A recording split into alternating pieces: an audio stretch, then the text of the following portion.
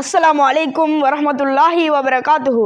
ஹொரோபத்தான பிரதேசத்தில் அமைந்துள்ள ஆனை விழுந்தான் எனும் கிராமத்தில் குறுகிய காலத்தில் அல் குர்ஆனினை மனனம் செய்த ஒரு இளம் ஹாஃபிலை சந்திப்பதற்காக வேண்டி வினாடி நியூஸ் ஊடாக வருகை தந்திருக்கின்றோம்.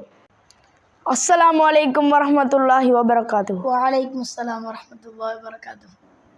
தற்போது நாங்கள் இளம் ஹாஃபிலுடைய வீட்டிலே உட்கார்ந்து கொண்டிருக்கின்றோம். அத்தோடு ஹாஃபில் அவர்களே, நீங்கள் உங்களை பற்றி நேயர்களுக்கு சற்று அறிமுகப்படுத்துங்கள். எனது பெயர் அப்துல்லா. எனது வயது 12. நான் ஹொரோபத்தான ஆனை விழுந்தான் எனும் கிராமத்தில் வசித்து வருகின்றேன். ஹாஃபில் அவர்களே, நீங்கள் இப்போது உங்களை பற்றி நேயர்களுக்கு அறிமுகப்படுத்தினீர்கள், நன்றி. அத்தோடு நீங்கள் எந்த மதரசாவில் கல்வி கற்றீர்கள் என்பதை நேயர்களுக்கு சற்று கூற முடியுமா? நான் வவுனியா சூடுவந்தபுலவ் கரீமியா மதரசாவில் நான் ஹிஃபுல் செய்து முடித்திருக்கின்றேன். அல் ஹாஃபில் அவர்களே, நீங்கள் இந்த ஹிஃபுலினை செய்து முடிப்பதற்காக எடுத்துக்கொண்ட காலம் எவ்வளவு? நான் எடுத்துக்கொண்ட காலம் 8 மாதம் 2 நாட்களும்.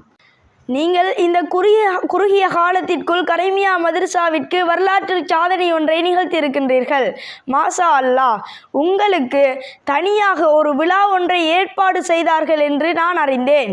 இதற்காக உங்களுக்கு கற்றுத்தந்த உஸ்தாத் உங்களுக்கு என்ன வெகுமதிகள் தருவார் என்று வேண்டியிருக்கின்றார்?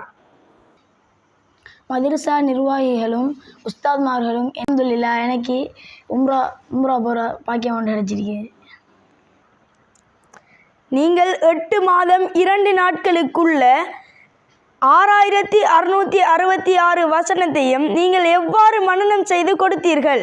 அதனை பற்றி நேயர்களுக்கு சற்று கூற முடியுமா?